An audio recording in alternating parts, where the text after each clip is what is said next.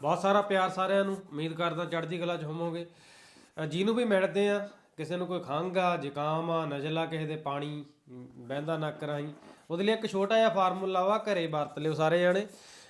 2-3 ਤੇਜ਼ ਪੱਤੇ ਲੈਣੇ ਆ, ਛੋਟੀ ਜਿਹੀ ਟੁਕੜੀ ਅਦਰਕ ਦੀ ਲੈਣੀ ਆ, 1 ਗਲਾਸ ਪਾਣੀ ਦਾ ਲੈਣਾ।